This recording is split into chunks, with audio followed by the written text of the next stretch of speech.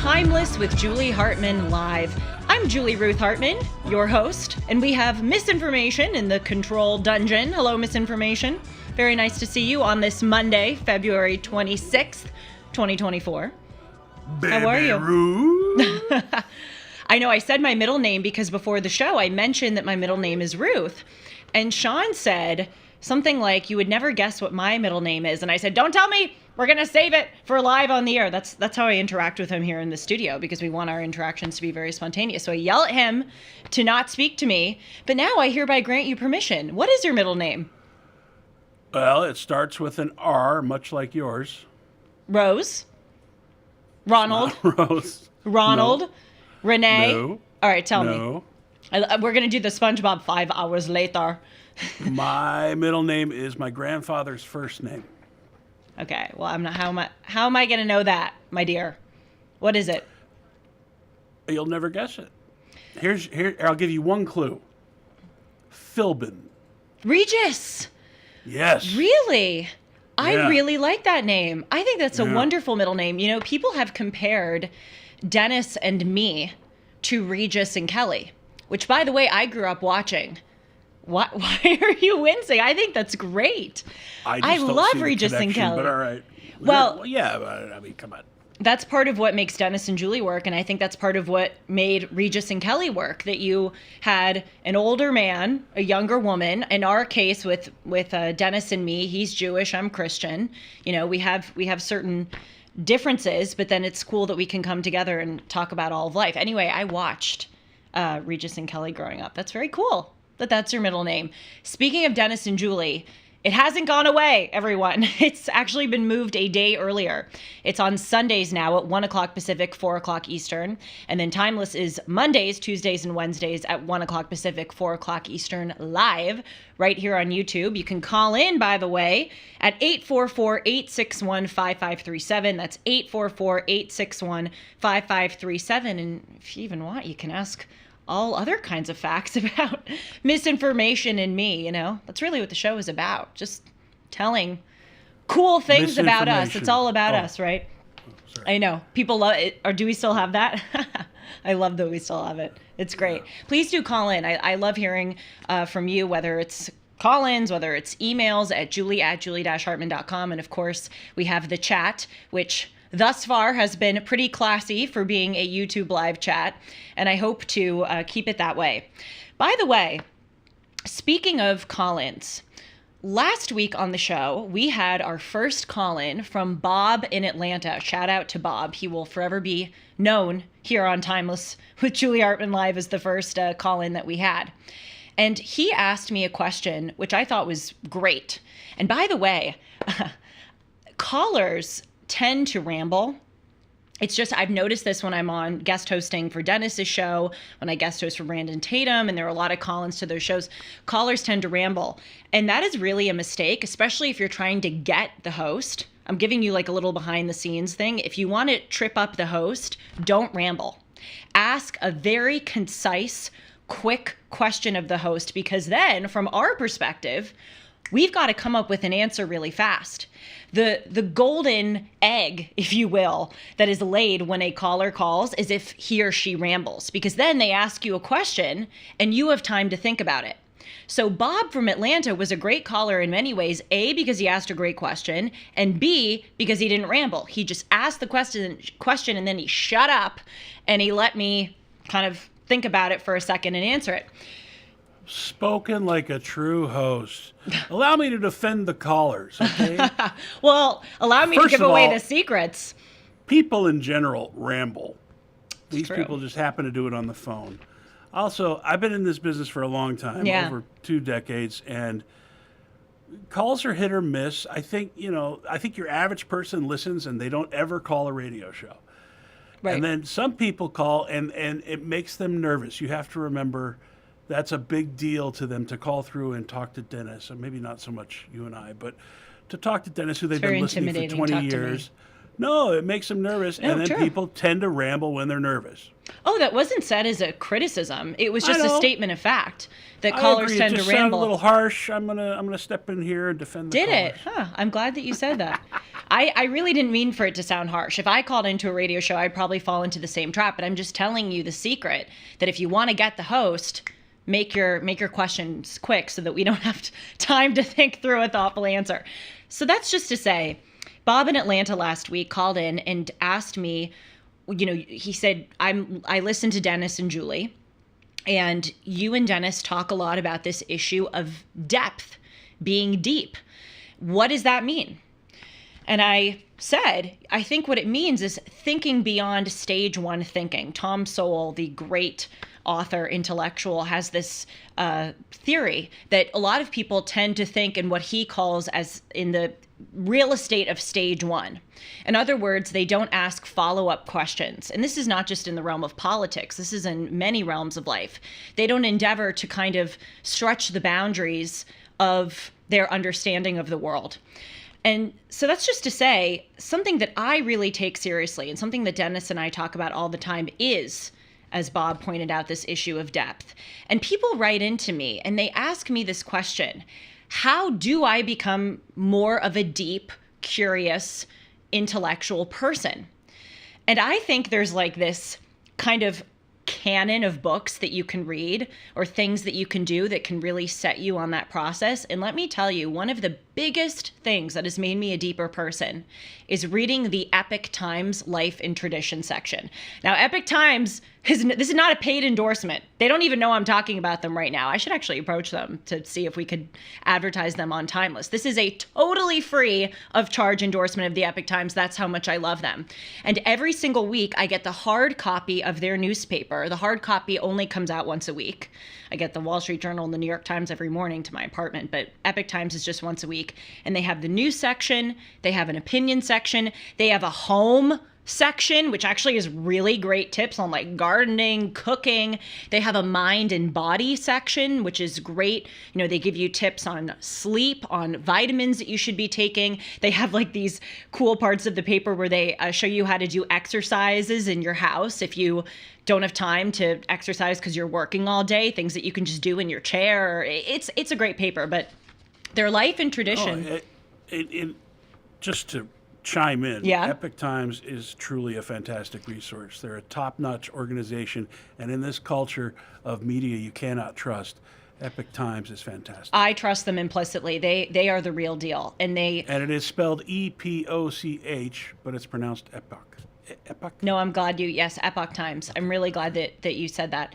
And they were founded, just as a quick background, by an anti-CCP individual who was born in communist China, fled to the United States, and they do these fantastic weekly articles on the CCP. I get a lot of my information from them, among others, specifically about China. But the Life and Tradition section, I really encourage people to check out because they have about 4 to 5 articles, and they're quite short, but they're just kind of blurbs that, as I said, make you a deeper, richer, more intellectual, varied person. And sometimes they'll profile a great artist. The other day, they showed a Botticelli painting and they went through, what's so magnificent about that painting.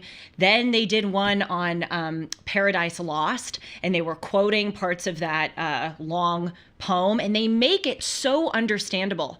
Because I think what's hard for people is that, looking at paintings or trying to read a lot of great books or trying to tackle something for instance, Paradise Lost seems like an insurmountable obstacle. People think I don't have the time, I don't have the energy, I don't have the intellect to do that. But the Epoch Times does it in these short blurbs, and I'm telling you, they make it really palatable. So that's just to say, this weekend I came across an article in the Life and Tradition section that I loved. I love every one of their articles, but especially this one. And it was about Floriography, or actually it's said Floriography. I looked this up so I can say it right. And even though I didn't do it the first time, I did it the second time. Floriography. You're thinking, what the hell is that, right? It's the language of flowers. Bear with me. There's a writer in the Epoch Times Life and Tradition section, Marlena Fidge, and she wrote about this kind of lost art form where people used to give bouquets of flowers and they really thought about the meaning behind which flowers they were choosing. And she, in the article, profiled this book called The Language of Flowers. And it shows in the book what various flowers mean or represent. I have a photo up just from the internet of some of these definitions. Some flowers have connotations of beauty, of love, of death, of lust, etc., etc. And this book, The Language of Flowers, she analyzes, the author, where this is used in classical literature. So if you're reading literature and there's a flower that is mentioned or named, you can kind of figure out, okay, what's the meaning that the author's trying to convey to you.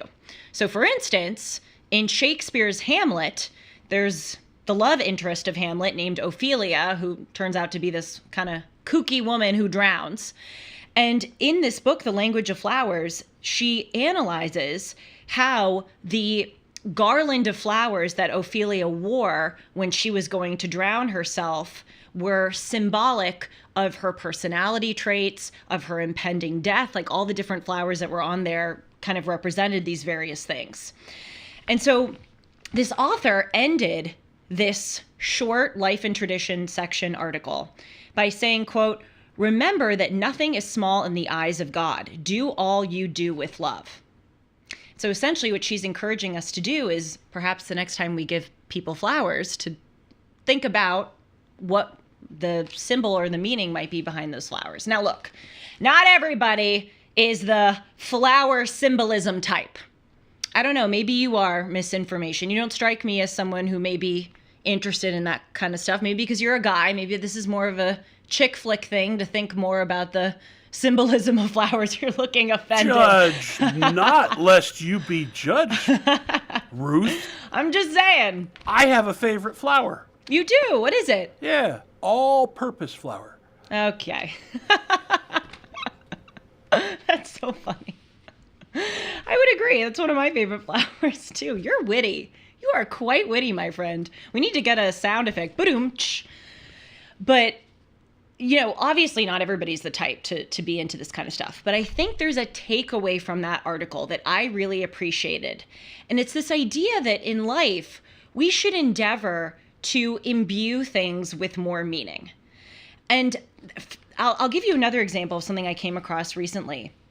I'm very close friends, as many of you who watch and listen to this show, and also Dennis and Julie, with Robert Floriography, who's this great artist, art historian.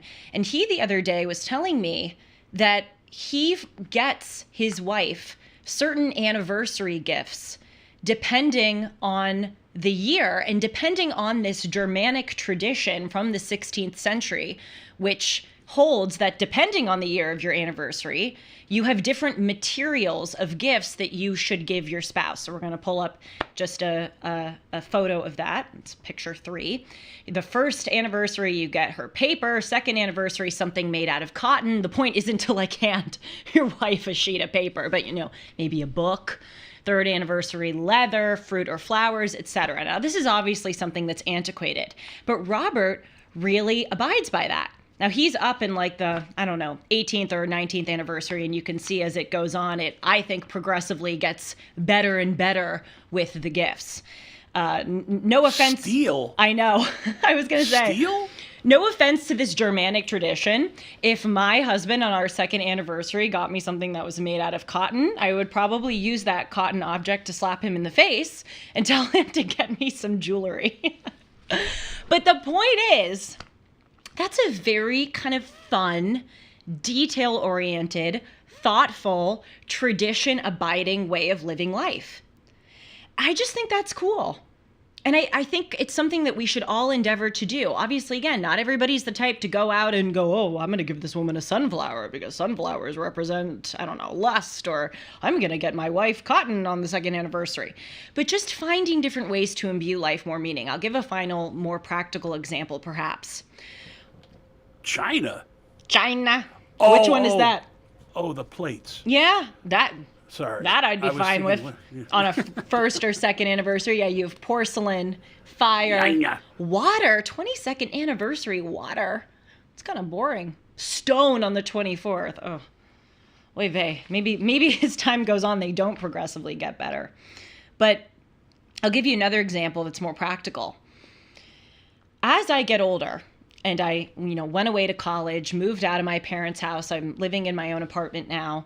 I find that I am not as good as celebrating holidays as I was when I was younger. And I'm so grateful to my parents for many reasons. One of them being that they really did up holidays when we were little, not just with, Santa and the gifts under the tree, but decorating the house. And I remember we had this big calendar that we would kind of hang on our kitchen wall, and it had the 12 days of Christmas, and you pulled it out and you got a little fun gift, even if it was just a Kit Kat or a Hershey's Kiss. Like, they really made things magical. They decorate for the 4th of July, all of these American flags out in front of our house. They would decorate our house for Thanksgiving, and it was so fun because every few months you had something that was enchanting in your house, and your house was kind of transformed, and it really put you in the spirit of the holiday. And as I said, now that I'm older and I'm living in my own apartment, when Thanksgiving or Christmas time rolled around, I'd be out shopping at the local grocery store and I'd see some lights on sale or some ornaments or something, and I'd look at the price and I go $5.99 or $15.99. I'm not going to buy that. This is only, another week, another 2 weeks. So I'm going to spend, 20 to 30 bucks on all of these decorations that I'm only going to have up in my apartment for 2 weeks. And so I've noticed I haven't done any of that. No. That's the wrong way to look at things. And I'm telling you, as weird as it sounds, this flower article in the Epic Times kind of spurred this realization in me that we should endeavor to make things in life more meaningful, more intentional, pay more attention to detail.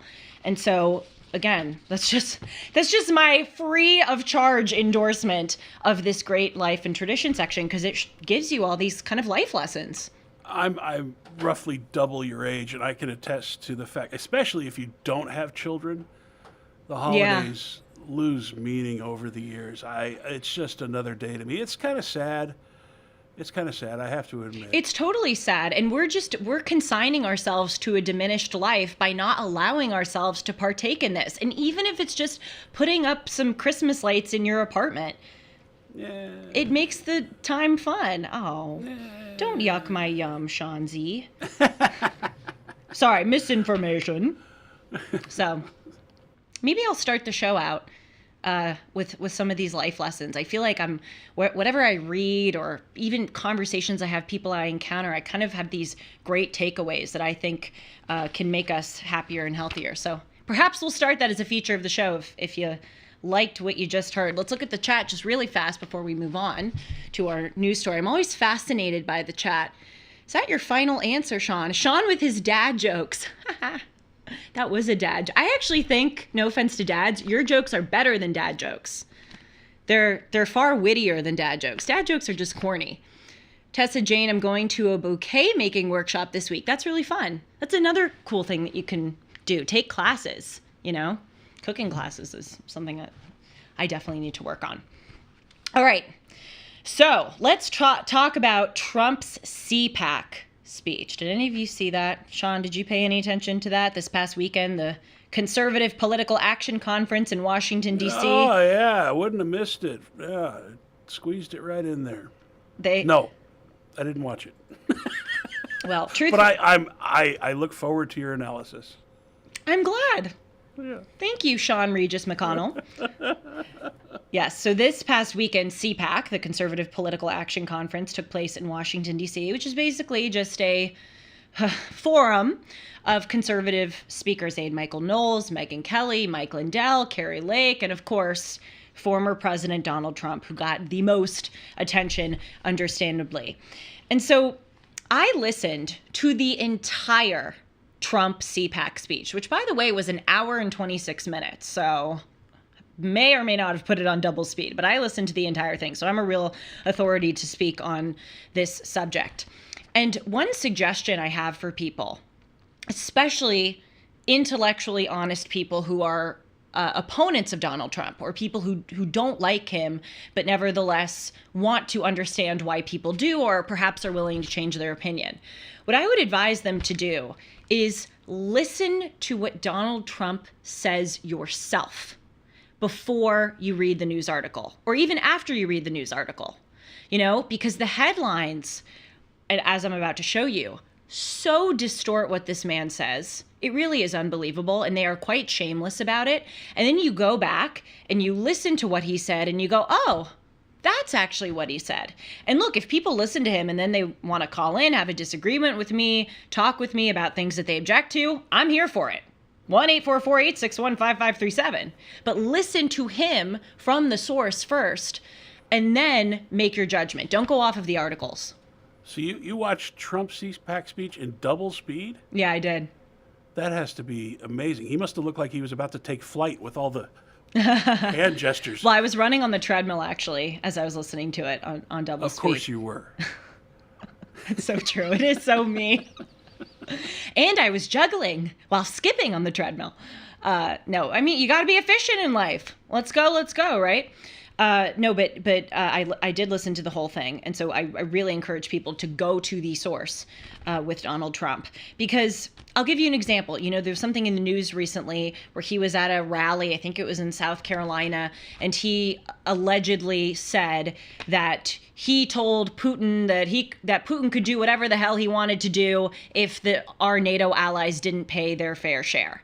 And so these headlines looked like Trump was saying it in real time. Like Trump today was telling Putin that he could, quote, do whatever the hell he wanted. But if you go back and you listen to what Trump said, it's actually clear that he's speaking retroactively. He's recounting a conversation that he was having allegedly with our NATO allies, where he was saying to them, if you don't pay up, I think that it's fair that Russia should do, whatever the hell it wants if you don't pay up. Let me get the exact quote because I do have it here. Quote, you didn't pay? You're delinquent? Trump recounted saying, no, I would not protect you. In fact, I would encourage them to do whatever the hell they want. You got to pay. You got to pay your bills. Now, look, you can agree or disagree with whether he should or should not have said that. But the point is, it's very important context that he, in that rally, was recounting that conversation retroactively, as opposed to saying that he is saying that to Putin right now. And then later in that talk, Trump said that it worked, essentially, that his kind of harshness with our NATO allies to pay up worked, and many of them increased their share of military spending. So that's just one example. Of course, another example is the whole Charlottesville thing in 2017, where Trump was alleged to have said that there are good people on both sides, like the neo-Nazis who were present at that rally, which they were protesting the taking down of the Robert E. Lee statue. And then Antifa came and staged a counter-protest. So everyone said, oh my God, Trump said there are good neo-Nazis. And that's not true. When he said there are good people on both sides, he was actually referring to other people who were there who were protesting the taking down of the Robert E. Lee statue, not because they were neo-Nazis, but because they wanted to preserve the history of the location. Actually, PragerU has a really, really good video on this where they break down what actually happened. And just as another note, Trump actually clarified after he said the good people on both sides comment, because he knew the media was going to come after him. And he said, quote, I'm not talking about the neo-Nazis and the white nationalists. They should be condemned totally. It's not just the media. Biden has repeated it several times. Oh, of course. Trust me. I'm just saying. I'm just saying. Come on, man. It's not a joke, folks. No, President Biden actually said in 2019 when he was running that was the reason that he ran, was the whole Charlottesville thing, which of course I don't believe. But it shows that, he's trying to make this a rallying cry of the left, that we have this neo-Nazi sympathizer president, and then Joe Biden, have to run to save democracy, man. So TLDR, go to the source with Trump. Trump actually said... Wait, what is TLDR? I feel like I explained this to you on the air. It's too long, don't read. Where are you seeing this? Oh, because you've said that a couple times. Yeah. Sorry. At the end of emails, really long emails, someone will say TLDR and just summarize the email in one sentence. So Trump actually kind of explained something that is critical about himself in this CPAC conference, which I think most of us know, but I wish that he would say it more often. And he was talking about his sarcasm. Let's listen. They go out and they say, Donald Trump, headline. Donald Trump doesn't know who the president of our country. He thinks Obama's the president, Lou. Look at the great Lou Dobbs. He thinks Obama is the president. So when I'm sarcastic, because I'm sort of a sarcastic guy, I find humor in sarcasm, but it's very dangerous to do because they take it very seriously. But it's a very serious subject because of what happened. To finish the first story, what happened? Hey, by the way, isn't this better than reading off a frickin' teleprompter? Right? You can. Right?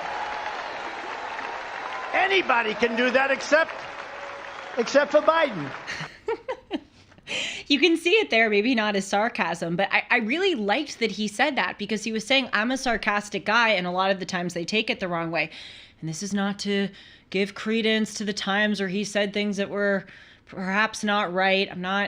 It's exhausting to even have to throw out the disclaimers, but it really is true that he loves to be sarcastic. I wish he would make that more clear, but the guy is absolutely hilarious. And the CPAC speech was like a stand-up comedy routine at many points. It was so funny.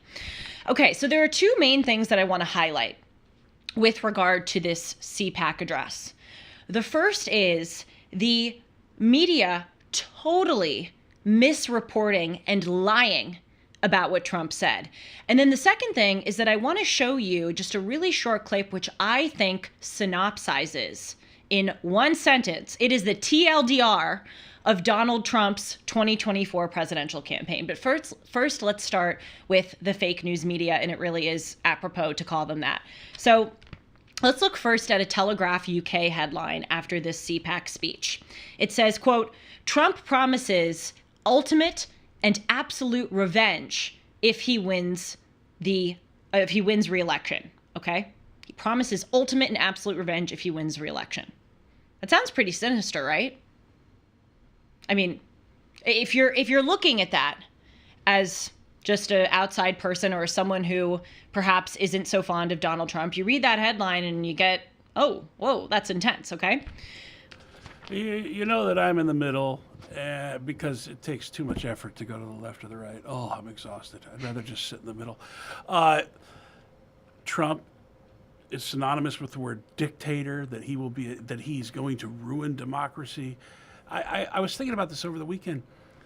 If he were going to do that, why didn't he do put it for Hillary 4 in years? Jail? He never put Hillary. He didn't even prosecute Hillary. Well, right? He was president for 4 years. Can you tell me But what he did that was wouldn't a dictatorial? revengeful dictator go after Hillary? Yep. Well, no, it's a good point. So there's that headline. Let's look at the Guardian headline, just similarly absurd. Quote, my ultimate and absolute revenge. Trump gives chilling CPAC speech on presidential agenda. And then the sub-headline of this news article, it is not opinion, it is news. It says, unbound and unhinged. Ex-president vilifies immigrants before devolving into bizarre riffs, including calling himself a total genius, okay? So both the Telegraph and the Guardian, among others, I'm just highlighting those two. I could have pulled up at least 5 to 6 more headlines that are nearly identical. They're saying that he promises ultimate and absolute revenge if he is elected. Let's listen to what he actually said. For hardworking Americans, November 5th will be our new Liberation Day, but for the liars and cheaters and fraudsters and censors and imposters who have commandeered our government, it will be their Judgment Day. Their Judgment Day. Your victory will be our ultimate vindication. Your liberty will be our ultimate reward. And the unprecedented success of the United States of America will be my ultimate and absolute revenge. That's what I want. Success will be our revenge. Success will be our revenge. Quoting it one more time, victory will be our ultimate vindication. Your liberty will be our ultimate reward. And the unprecedented success of the United States of America will be my ultimate and absolute revenge. That's what I want. Success will be our revenge. So let's go back. Let's go back to the Telegraph headline, and let's go back to the Guardian headline. They're saying Trump promises ultimate and absolute revenge if he wins re-election. That's the Telegraph. Do you think that that is an accurate representation of what he said? Misinformation? Oh, no. Please. First of all, politicians say all kinds of things on the campaign trail that they never pay off when they're in office. I remember Obama saying he was going to unite us all. I remember Joe Biden saying he was he was going to bring normalcy, but he's so divisive. I can't read into it. Of course, they're going to take this stuff and run with it because they have an agenda to fill. And they, what was the guy, the author that you were talking about last week that believes they want Trump to be the candidate because they Holman think that's the only Jenkins person in the Wall Street Journal. That Biden can beat. Look, it's nauseating to keep up with this stuff. I give you kudos for watching this in double speed while treadmilling and juggling. Well, I also My read... head starts swimming after a while, you know? I think that's why a lot of people tune out. You get this fiery political speech and then all these crazy headlines derived from it. Listen. No, I don't think that's what he said. And of course, it doesn't surprise me that that's the spin. Right. It absolutely is dizzying and nauseating. And a lot of people just are like, okay, I'm done. Whatever's going on both sides, I'm done. I don't care. I need to work. I need to take care of my kids. I need to watch video games. I need to twiddle my thumbs. I need to do anything but this. But we need truth tellers. We need people who are going to cut through all this crap and actually tell you what's going on. So that's what I do when I'm running on the treadmill. Well, when I wasn't running on the treadmill, I was reading the Guardian article in full. And this is worth a minute or two, just a couple of minutes of our time and analysis, because this is a news article. I repeat, a news article. It is not an editorial. It's not under the opinion section of The Guardian. Let's read some sections of it, and you tell me if this seems like an objective analysis of what happened, because that is what news is. News is to tell you what happened. And then if you want to read the opinion section, you're getting people's opinions about what happened, okay? So let's go first here to The Guardian. Well, that's what news is supposed to be. Right. But I think what is categorized as news these days is complete agenda and opinion. Oh, just wait. Yeah. I've got this. Okay. I've got a Wall Street Journal article. No, but it's true. All right, so let's look first, just snippets of the Guardian article. They start by saying, quote, in classic Carnival Barker form, Trump accused Joe Biden of weaponizing the government, ... He pledged to crack down on border security, etc. But they're saying in classic Carnival Barker form. Is that an objective news analysis of what happened? That's inserting your own subjective sense of what you thought the CPAC speech was. And again, I listened to the entire thing. I actually listened to it twice. Once on the treadmill, and then I listened to it driving to work today, just in case I missed something. And you know, a thought I swear I had, I actually thought the audience was really subdued. Compared to other rallies or other speeches I've heard Trump give, I actually thought to myself, wow, these people have had a long CPAC weekend and they're tired. It was not that it is an overwhelmingly white crowd. Now look, what did I just say a few moments ago? News is supposed to give an objective recount of what happened. Some people could say, well, that's an objective fact. And by the way, I wasn't there at CPAC, so I have no idea if the crowd was mostly white, but I'll take them at their word that it was. So not mostly white, overwhelmingly white. You're right, overwhelmingly white. No, thank you. Good highlight, Sean Z. Regis. But it's, you know what it is? It's their form of dog whistling. That's what's really funny about it, right? They accuse conservatives of dog whistling all the time to racists. By the way, I worked for Dennis Prager for an entire summer before I was ever did Dennis and Julie with him. You guys know, or many of you know the whole story. And if you don't, figure it out. No, I'm kidding. Listen to Dennis and Julie and you'll hear it. But I interned for him for a summer. And one of the things that I did was read his mail. And Dennis gets hundreds, sometimes thousands of emails a day that I would comb through and respond to or highlight for him. And I said to him one time, and he's repeated this on the air, I said, you know, you're one of the most prominent conservative talk show hosts in the country, not just with your radio show, but with PragerU, you know, and you've been accused of dog whistling to racists so many times. I read your emails every day. I have not seen one racist email Seriously, in my entire time working for you. Now, I saw some kooky emails. I remember there was one email and it was like, Kamala Harris is going to die in a plane crash. Just like I saw some weird stuff. Absolutely, I get weird stuff. But I never saw one racist email. So either he's not dog whistling, or if he is, he's doing a really bad job of it. But this is kind of the equivalent of dog whistling from The Guardian. They're wink, wink, nod, nodding, like overwhelmingly white crowd. Trump is a white supremacist. It's just gross. It's beyond gross. And they continue. The dog whistling gets even higher pitched. Let's look at the next one. They say that Trump appeared unbound and at times unhinged. Okay. That to me is not objective reporting, and nor is it true, having listened to the whole speech. But here's the kicker. Quote, "But like demagogues of the past, the comedy and showmanship smuggled in a sinister undertow. Trump's ability to play the crowd, turning its emotions from euphoria to fury as easily as flicking a switch, carries echoes that are hard to ignore." Can we get a whistle? Like sound I've effect? played the dog whistle sound effect like 10 times. You haven't reacted. Really? Yeah, because you're not a dog.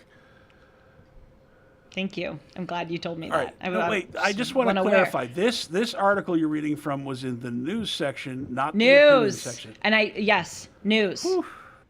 And I checked that like 5 times. News. Okay? But dog whistling, right? You know what they're the echoes that are hard to ignore. You know what they're saying. And it's disgusting.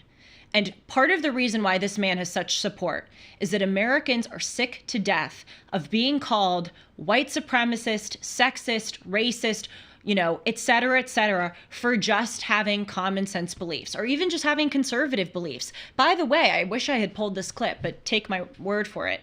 Trump in the CPAC speech, he was saying at the beginning, he said, I just want to restore common sense. And he said, that is what conservatism is, common sense. And I thought, yes, Donald John Trump. He has a better middle name than the two of us. And I wish he would just say that more, I always say with Donald Trump, if he just got up and looked at the screen and he said, border, crime, fentanyl, China, don't trans the kids, clean up the public schools, free speech, Bill of Rights, Constitution, strong foreign policy, protect Israel, he would win. He would totally win. Oh, overwhelmingly white people would eat that up. Yeah, that's right. Yeah. And by the way, that's not true. Trump in 2020 had his share of black voters from 2016 triple.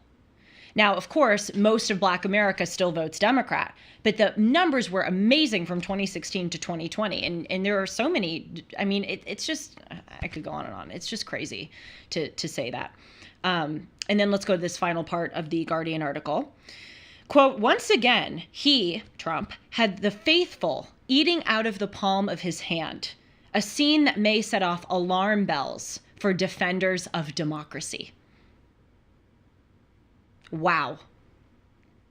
They're basically making people out who support him to be these, rabid, brainless, knuckle-dragging mouth breathers. Yeah, just these it's followers. It's truly insulting, to be honest. But I told you totally last insulting. Week, I hate the left for making me defend this guy. Yeah, I wanted to follow up on that.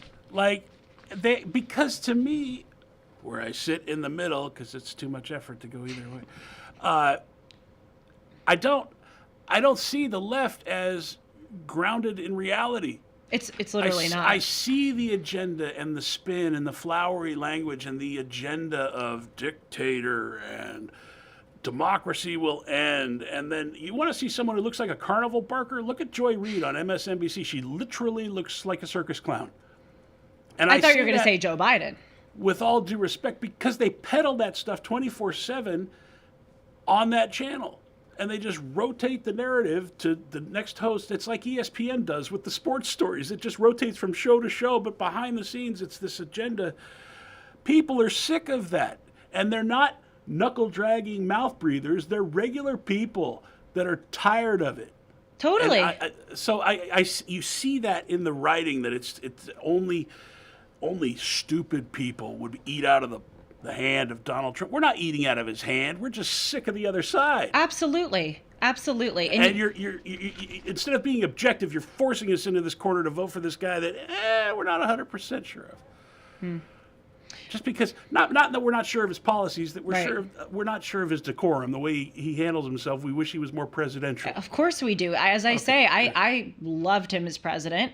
Barring an unforeseen circumstance, I'm planning on voting for him in 2024. And, but I say he makes it very difficult at times to support him because, with the things that he says, and we just all wish that he would be quiet, but that doesn't change the fact that we need him. We really need him. And he was a fantastic, in many ways, president. But this line, again, it's beyond insulting. The faithful, kind of another dog whistle, by the way. It's invoking like all these, supporters of Donald Trump are these religious nutbags eating out of the palm of his hand. Like we have no free thought, right? We're just following this guy just blindly. And then it says a scene that may set off alarm bells for defenders of democracy. What? So it's The Guardian is saying that basically the people on the Trump side are not defenders of democracy. The people who are scared of people on the Trump side are defenders of democracy. Really? Really? Joe Biden is a defender of democracy by completely subverting the rule of law, allowing 7 million illegal immigrants to come across this country. Do you think that's democracy? Infusing these, and I'm about to get to this later in the show, these crazy laws which change the definitions of discrimination and abuse to allow kids who are to be taken away from their parents if their parents don't support gender affirming care or the right to give them an abortion. That's democracy. When Donald Trump got elected in 2017, making up the lie that he colluded with Russia to oust him from office, that's democracy. The Biden administration colluding with big tech to suppress conservative, anti-vaccine, anti-Biden content, that's democracy.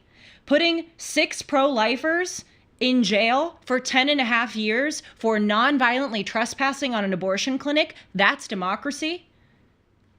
Can I say it? Can I say the word? Can I curse? Can I curse? Bullshit. Bullshit. Come on. We're tired of it. I'm sorry. I like to keep it classy, but come the bleep on.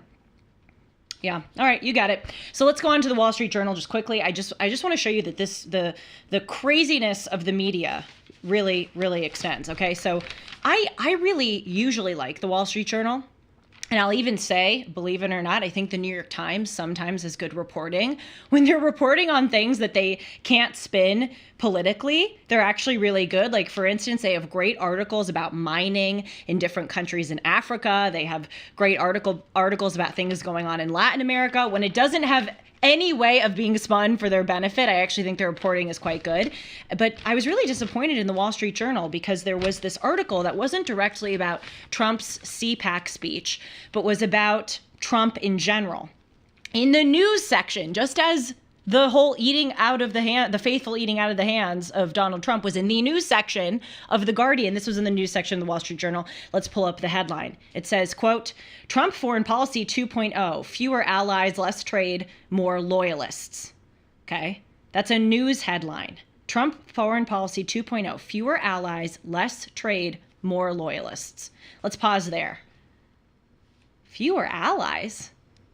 When Donald Trump was president, he, I thought, increased our allyship. How about the Abraham Accords, where he created diplomatic ties between Israel and countries which formerly did not, prior to President Trump, that is, did not have diplomatic ties with Israel. Countries like Saudi Arabia, the UAE, Bahrain. I mean, what a gratuitous assertion. Less trade. Trade was thriving under Donald Trump. More loyalists. Is that bad? I mean, that's just that one is just more neutral. But the point is, that reads to me as an opinion article. They're saying that this is a statement of fact. This is not a statement of fact. Let's read the subheading. Quote, Biden and others warn another Trump term would yield global chaos and embolden Putin. So the subheadline of this Wall Street Journal news piece is essentially saying that the headline of the piece is a Biden warning. They're making that assertion, foreign policy will have fewer allies, less trade, and more loyalists. And then the subtext is saying Biden and others warn about this Trump term.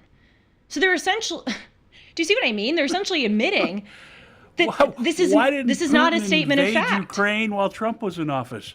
Well, exactly. Well, under President George W. Bush, Putin invaded Georgia and still occupies about 20% of that country. Under Obama, Putin invaded Crimea and parts of the Donbass region in eastern Ukraine.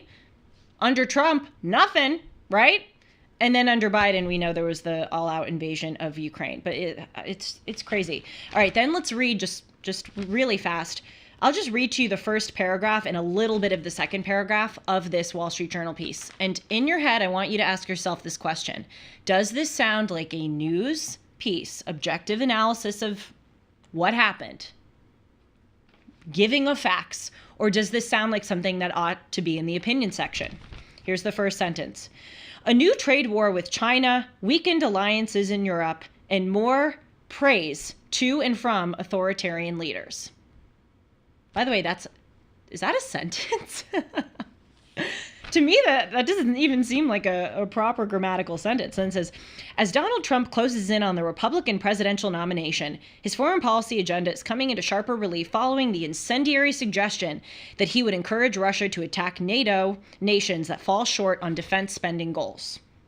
Trump's views largely track those of his first term, but if elected again, he'd face a more unstable world while trying to further withdraw the U.S. from long-standing military and economic pacts, and he would likely have more loyal cadre of loyal national security officials to carry out his wishes. I read a lot of news, and I read a lot of opinion. That smacks of an opinion page, not of a news article. You know, this is something that also bothers me about the New York Times. We've now entered this real estate of news reporting where people are trying to tell a story.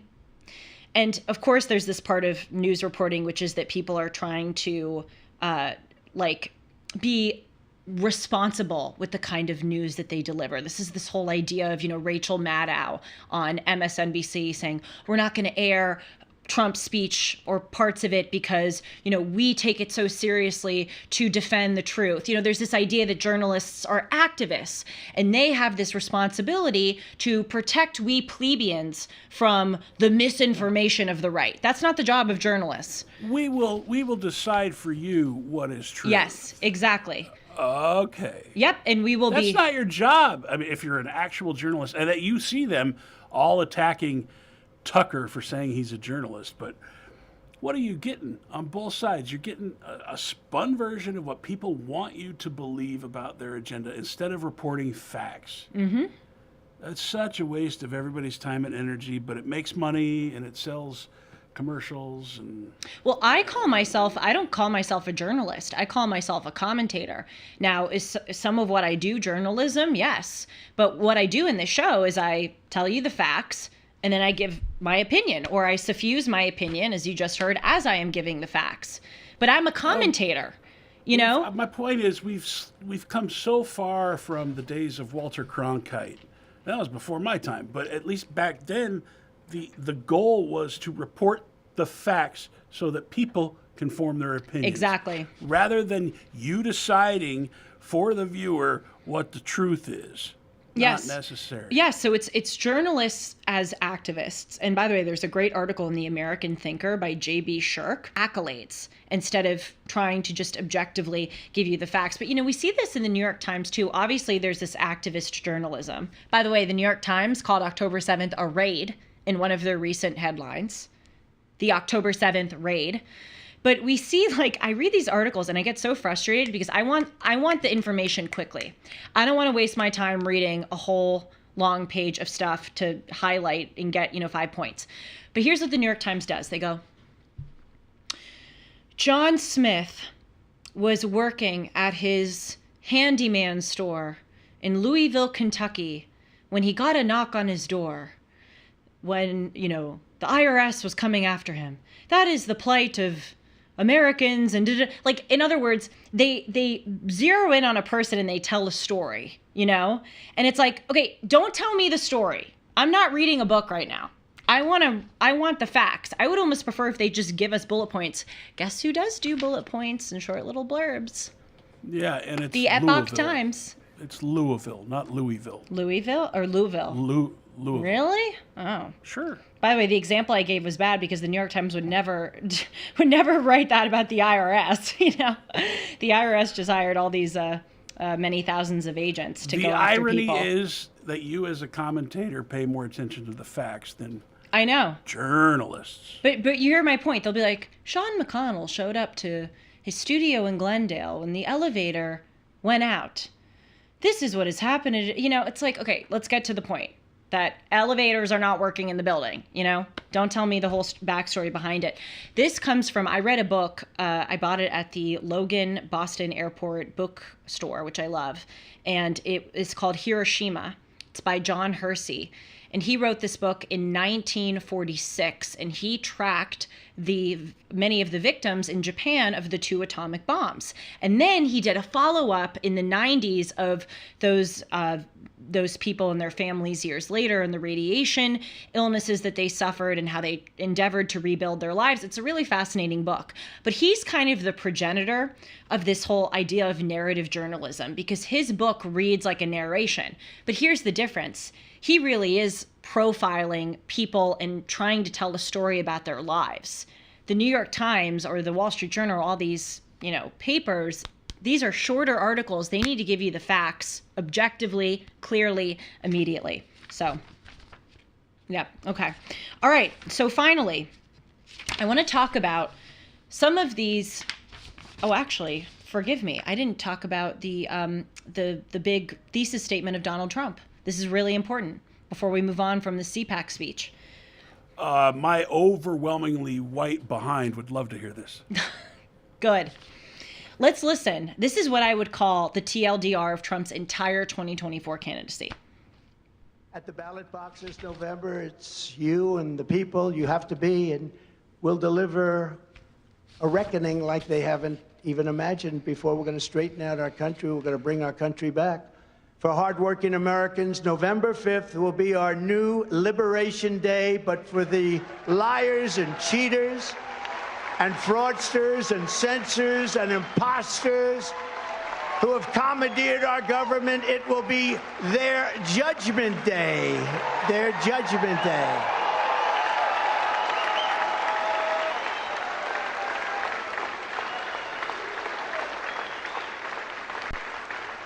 When we win, the curtain closes on their corrupt reign and the sun rises on a bright new future for America. That's really what it is. And to people who listen who don't understand support of Donald Trump, don't themselves support Donald Trump, they see that line as draconian, right? Liberation and judgment. But that really is what it is.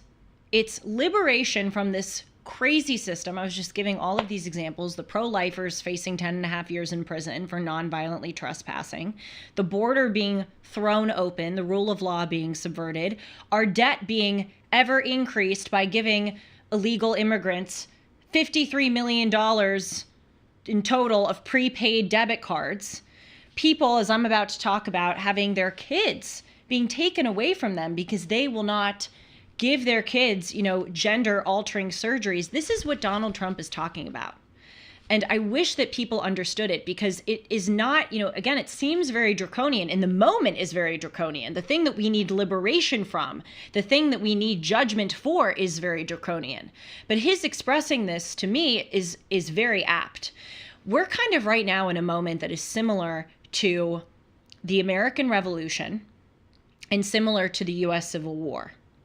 And that is that we have two sides in this country, two groups who have fundamentally different ideas of what the country should be. And those are really, I think, the three unique moments. During the time of the Revolutionary War, we had the people who wanted to keep us as colonists and the people who wanted to create a country. And then within that, we had the people who were federalists and anti-federalists. But really, there were these two groups with fundamentally opposing ideas of what we ought to be. During the time of the Civil War, it was people who thought we should be a slave country or people who thought we shouldn't be a slave country. And now it's people who want to protect American values e pluribus unum, in God we trust, liberty, rule of law, tradition. And it's people who want to, as they say, fundamentally transform the United States of America, have bigger government, more socialist economic policies, open borders, radical gender theories. That's really what it is. They're swirling in the woke NATO. Yep, that's what it is. It's woke versus anti-woke. That's a crude way of putting it, but that's really what it is. And then finally, Donald Trump, throughout this speech, kept saying this thing over and over, and I really liked it. He was saying, my agenda is to make America great again. That's what it is. Let's listen. What are your plans for America? Took them down. Actually took them down. I just say my plans are very simple. The first and most urgent action when we win will be the sealing of the border, stopping the invasion, drill, baby, drill. You know, those are very simple things. And that's what, when he says stuff like that, I really like it. Because that's what most people who are voting for him want. They just want to make America great again. They just want common sense. They want to close the border. They want to drill. They don't want their kids to be transed. It's really not that complicated. Just saying. Now let's talk about something that Donald Trump would love for me to talk about, and that's my pillow. I use a lot of, I knew you'd laugh at that.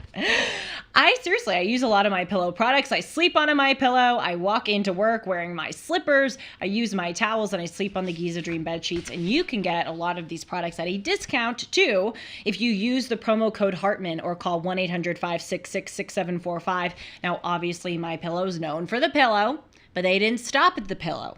They created the Giza Dream bed sheets, which I sleep on. They're ultra soft and breathable, but extremely durable. They come in a variety of sizes and colors, and you can get them at 50% off at $29.98 if you use the promo code Hartman. That comes with a 60-day money-back guarantee and a 10-year warranty. Just go to mypillow.com and click on the radio podcast square and use the promo code Hartman. There you will find not only this great offer, but also deep discounts on all MyPillow products, including the MyPillow 2.0 mattress topper, MyPillow kitchen towel sets, now even flannel sheets, and so much more. Call 1-800-566-6745 and use the promo code Hartman, spelled with one N. Finally, for today, I want to talk about something that I have been tracking really closely over the past really few years, and that is the insane distortion of our laws. And this is part of what Donald Trump was talking about in his CPAC speech when he was saying that we need liberation and we need judgment. We need liberation from this crazy distortion, and we need judgment of individuals who have unlawfully gotten us there. And the scope of this is really beyond what you would imagine. And I just want to give you a few examples, because what I endeavor to do as a host is arm you with facts to put in your arsenal that you can go out and deploy when people challenge you and they go, oh my gosh, you're a, as the Guardian would say, demagogue, white supremacist, faithful eating out of the hand of Donald Trump if you support Donald Trump. No, that's not true. Most people are trying to get away from this crazy stuff. And so we have seen this trend percolate for several years. The distortion of language. And here's what happens. It starts off in everyday life, and then it kind of trickles outward, and it shows up in newspapers, it shows up in our schools, it kind of spreads to the way people just colloquially, talk with one another, and then it becomes a bedrock of our culture, and then it becomes part of the legal system. This is, I could give a million examples, but we see this all the time, right? Sexism as a word has become hijacked of its meaning. You know what's sexist? Iran. Iran is a sexist, misogynistic country, which systemically discriminates against women. They have the age of criminal responsibility for women is younger than that of men. If women are raped in Iran, they need 4 male Muslim witnesses to corroborate their story. That is sexism. But in the United States, we use the word sexism very superfluously. Mansplaining is sexist, for instance, and that word becomes devoid of its meaning. And again, this starts at a small level and then it trickles up, or it goes up. How about the word racism? Another word totally has now lost its meaning. Microaggressions are now racist. Being a supporter of Donald Trump, being conservative, is called racist. White supremacy doesn't mean what it used to anymore. According to the Smithsonian Institute, objectivity is white supremacy. Other virtues like delaying fun until you work is called white supremacist. The whole idea of silence is violence or language is violence. Another example of the distortion of language. No, silence isn't violence. Silence is silence, and violence is violence. Words are not violence. Words are words, and violence is violence. So I remember a few years ago when I was kind of waking up to the absurdity of all of this, becoming more right-leaning, I would talk with some of my peers about this in college. And I remember that a lot of people would say to me, okay, well, what's the harm? Yeah, I agree with you that some of these terms have been, their meanings have been hijacked and people use them a bit recklessly. But what's the harm? This moment is going to peter out. Well, let me tell you what the harm is. It is now so harmful that our judges, our lawmakers, lawyers who are in charge of protecting us and adjudicating the law fairly are taking these meanings and twisting and subverting the law to essentially have these words mean whatever they want to serve their political agenda. So let's look at a few examples. Let's look at this idea of the word abuse, which used to have a objective, agreed upon meaning, okay? Well, now abuse has a bit of a different meaning. There's a new bill in the state of Illinois. It's called HB 4876 House Bill. You can look it up on the internet. I have a screenshot of it right here. And it is trying to change. It hasn't been passed into law yet. It's been passed by the House.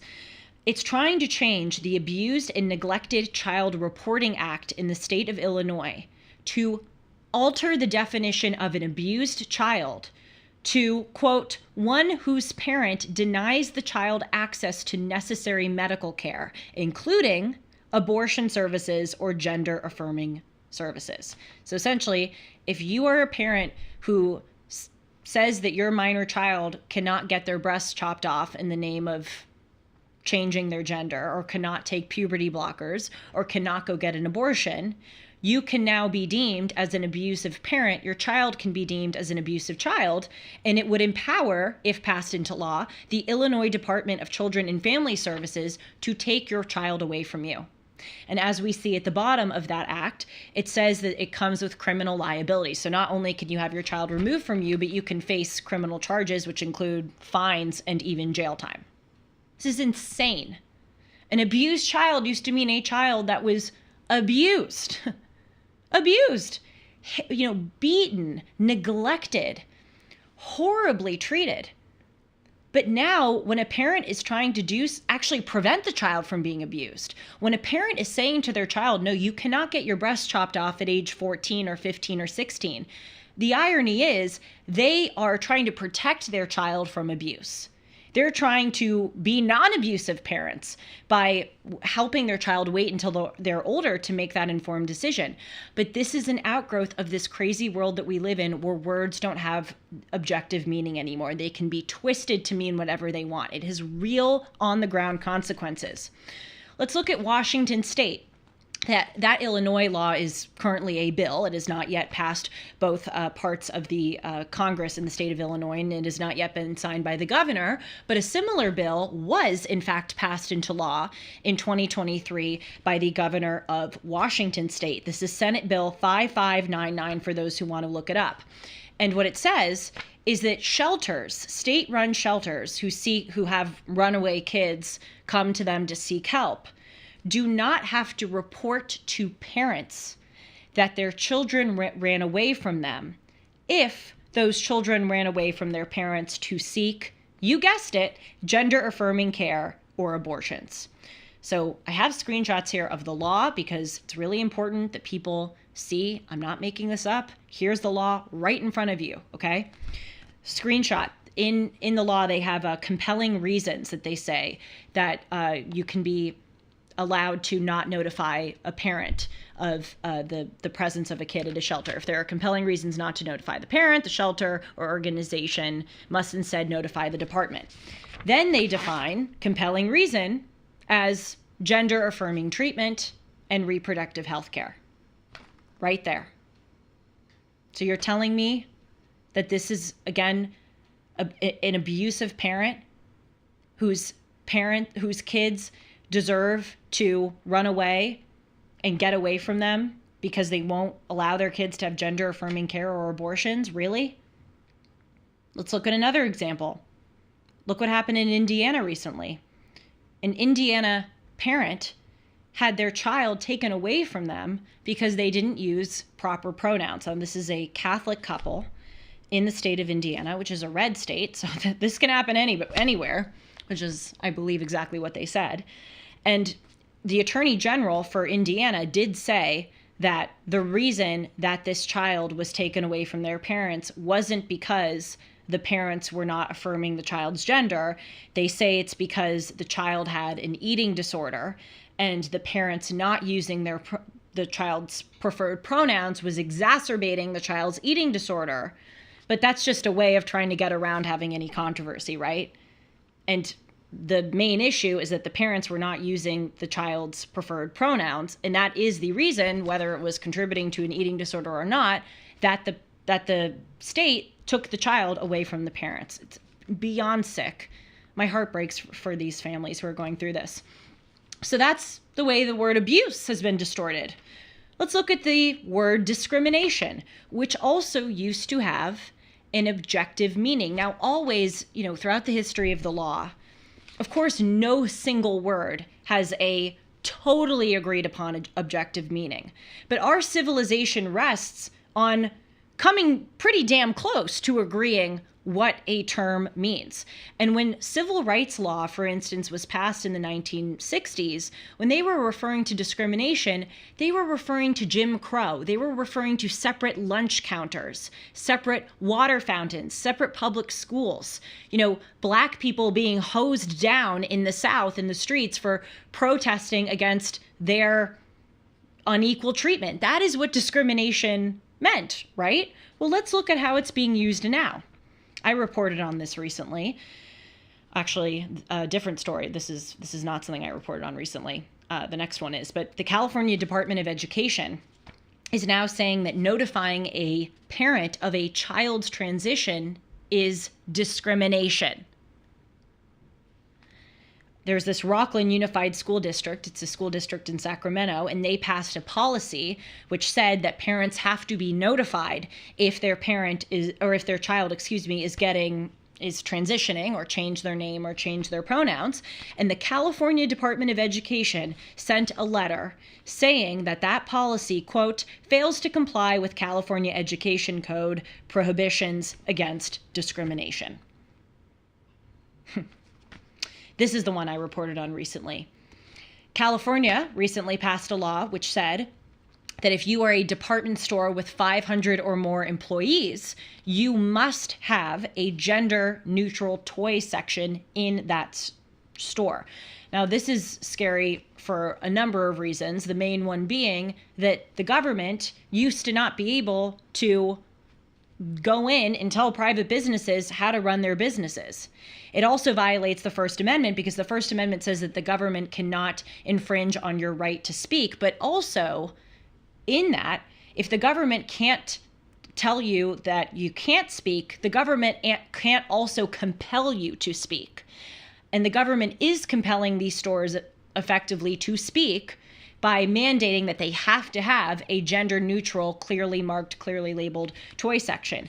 But guess what they cited as their reason for defying our rule of law and having the government go into private businesses and tell private businesses what to do? They said it's discrimination. They cited the Unruh Civil Rights Act in the state of California, which was passed in the 1960s to prevent discrimination, unequal treatment of Black people, okay? And now this Civil Rights Act is being cited to say that if you don't have gender-neutral toys in a store, it's discrimination. This is crazy. But the origin of this is silence is violence. The origin of this is objectivity is white supremacy. Microaggressions are racist. Mansplaining is sexist. That is the origin of it. I'll give you a final example. How about the idea of a hate crime, right? Punishable by prison time, punishable by fines. A hate crime used to mean a hate crime, where someone goes out with a club and whacks someone because they are, a different race, a different religion, and yells slurs at that person and physically, violently assaults that person. That is a hate crime. Well, a new bill is trying to be passed in the state of Michigan, which would deem misgendering someone to be a hate crime. Let's pull up this picture. This is House Bill 4474 in Michigan. And it says that it would criminalize those who cause a member of a protected class, and they are now saying that gender identity or expression is a protected class. Protected classes were, people who were religious minorities or racial minorities, and now they're saying that if you're gay, if you're lesbian, if you're trans, if you're LGBTQ, you count as a protected class. And what it would do is it would criminalize people who, quote, cause members of that protected class to feel terrorized, frightened, or threatened. You notice the use of that word feel. If you feel terrorized, frightened, or threatened, that is enough, right? Now it can be a hate crime to misgender someone if that law is passed in Michigan.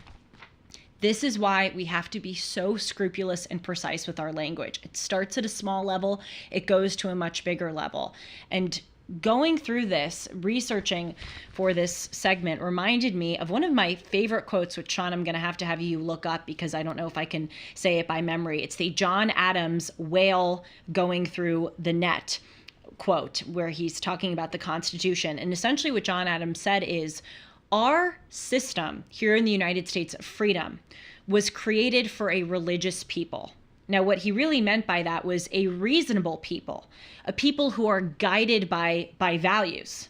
And if we lose those values, if we get so obsessed with language and politics and, distorting our laws to mean what we want them to mean, then we lose our entire system, because this freedom rests upon reasonable people making reasonable decisions. And he said something like, do you want to read it? You have it? Yeah, I do. I mean, it would break the strongest chords of our Constitution as a whale goes through a net. Yep.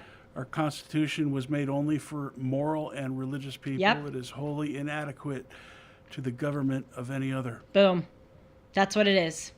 We are now the whale breaking through the chords of our Constitution because we are no longer a reasonable, moral people. Scary stuff. But now when Donald Trump at CPAC is talking about liberation and judgment, I think you can get a better understanding of what he's referring to. Did you see that they changed the age rating film recommendation for Mary Poppins for discriminatory language? Because at one point in the movie, the guy refers the colonel guy refers to what's his name, the chimney sweep, Dick Van Dyke, refers to him as a Hottentot, which is discriminatory language. Right. This film that was made in 1964 has now had its rating changed because you could be offended by the term Hottentot. And I'll allow you to look up what Hottentot actually means. But I'm sure you'll tell me. No, well, I can if you'd like me to. That's okay. I'll pass on that one. We've been talking a lot about Donald Trump, and I'll end by saying this. I think one of the most powerful things that Donald Trump ever said, and if I were his campaign manager, I would tell him, along with all the other issues that I said, to say this on repeat, is that he said, they're coming after you, I'm just in the way. That is so true. When you read these bills of parents who can have their kids taken away from them if they don't affirm their pronouns, if they don't allow them to get gender-altering surgeries, I'll give you another example. The Department of Justice is suing the state of Tennessee. Tennessee passed these laws which said that if you are a minor, you cannot have your breasts cut off. You are not of the right age yet to make an informed, consensual decision to have that. The Department of Justice is suing the state of Tennessee, saying they are discriminating against trans youth by not allowing them to have these surgeries. That's what Donald Trump said. They're coming after you. I'm just in the way. It's true. You know, his whole MAGA, Make America Great Again Yeah. thing, they get triggered by that you're trying to take America back to the pre-1950s or whatever. I think he should rebrand himself, and he should call himself MOFO, MOFO. Make ourselves factual overall. I like that. By the way, Go MOFO. I work with a lot of MAGA people. If they wanted to take us back to the 50s and 60s where, you know, a woman should be in the home, would they allow me to work? Like, it doesn't make any sense. Would Dennis Prager, who voted for Donald Trump in 2020 and 2016, is probably going to vote for him a third time. If he were this guy that wanted to, you know, revert back to old times where women were in the kitchen, why would he have a talk show with me? It makes no sense. Let's quickly look at the chat. I don't know if there's anything, but I always like to just see it. Yeah. They're keeping it classy. Yeah, people are agreeing. They're seeing that this is, the distortion of language is nuts. All right, everybody. This has been a lot of fun. Thanks so much for being with me. As a reminder, I'll see you tomorrow right here on Timeless with Julie Hartman live at 1 o'clock Pacific, 4 o'clock Eastern. You can email me, as always, at julie@julie-hartman.com. Take care. I'll see you soon.